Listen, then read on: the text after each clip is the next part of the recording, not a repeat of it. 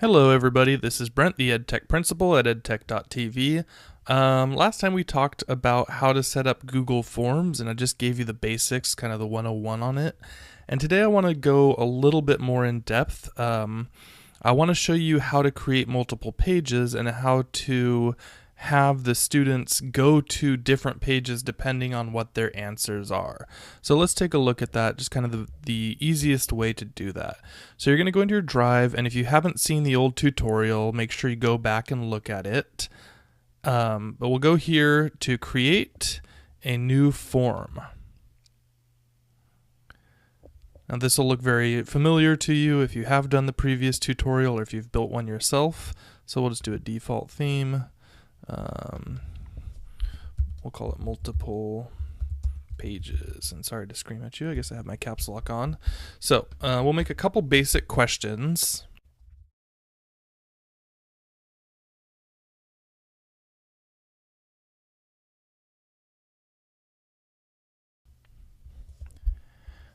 Okay, and what we're going to do here, now we've got the basic information that we need. We'll add an item, and let's say we're going to add a multiple choice check, right?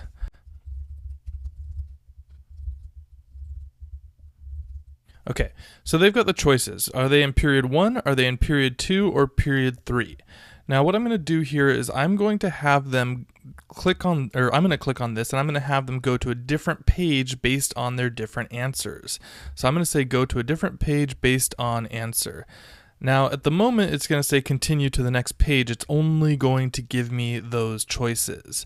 But what I'm going to do is I'm going to create a couple of different pages first, and that way that'll let the students go to different pages depending on their personal answers. Now you can't do this with the add item here because this only gives you your choices of regular text. So I'm going to delete this.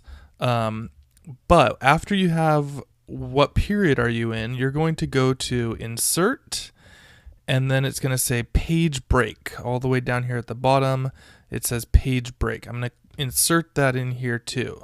Now this first page I'm going to call period 1, and for period 1 students only. Okay.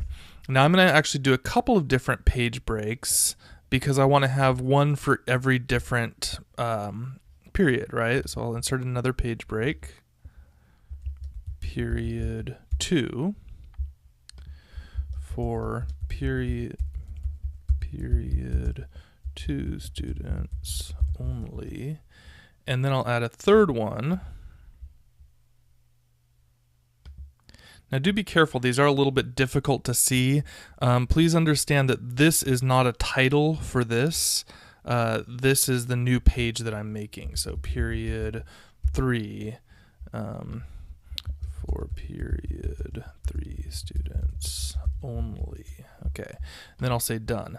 Now as you can see, inside of the form here, that's kind of broken up into different parts, and it says right here page 4 of 4, page 3 of 4, page 2 of 4, and I've got all of these as my choices. So I'm going to go back to the question, what period are you in, and I'm going to change the choices based on which one they choose for the multiple choice. So I'm going to say, you know, for period 1 I'm going to say go to page 2, and it gives me the choice here, period 1. I want it to match with the specific page that I want them to go to. So period 2, oops, and period 3.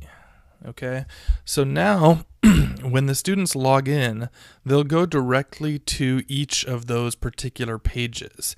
Now, of course, it wouldn't make any sense to not have any information on that next page. So, of course, I'm going to add a couple of questions. You know, maybe another multiple choice. Did you do your homework today? Yes, no. That's for period 1, but maybe period 2 didn't have a homework. Maybe period 2, you know, had a an assignment that was different. So which parts of the assignment did you finish? And they'll say maybe part A, part B, and part C. Okay, and these can be different checkboxes. And then for period 3, I might add something different still. I don't know, maybe a paragraph test. What was the most useful thing you learned in class today? Okay, and it's a paragraph type question, so I can say done. So if you look here, now we're at period 3, it has a paragraph type question. Period 2 has a checkbox question, and period 1 just has a yes no question. So what I'll do is I'll save this and I'll send out the form. And then I'm going to have the students actually go to that form.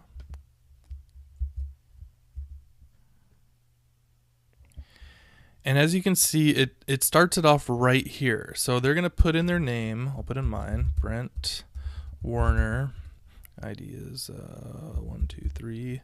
And then depending on which period I choose, it will send me directly to that question. So let's say I choose period 1.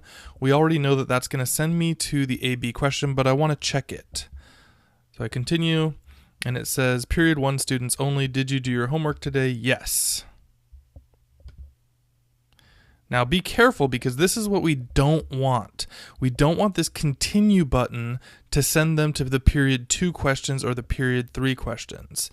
So I made a mistake here, and you'll probably make the same mistake. So let's take a look and fix that. Everything. And now this is going to submit, but we don't really want it to submit only when they go to the 3rd page. So let's go back.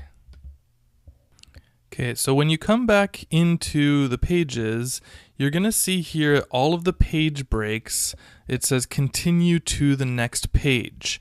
We actually don't want to do that, because that's what's pushing it from when we did period 1, it went to period 2 and the next one. So look over here on the right hand side and click on that to say submit form. And then page 2 also submit form. And page, that should be it, sorry. And then of course page 3 will automatically submit a form. It doesn't have any other choices. So now we're looking at it, and we know that we've got the beginning that says first name, last name, ID number. Period 1, they can answer the question, and then they'll submit the form. Period 2, they'll answer the question and they'll submit the form. And then period 3 will also default to submitting the form. So let's take a look at what this looks like.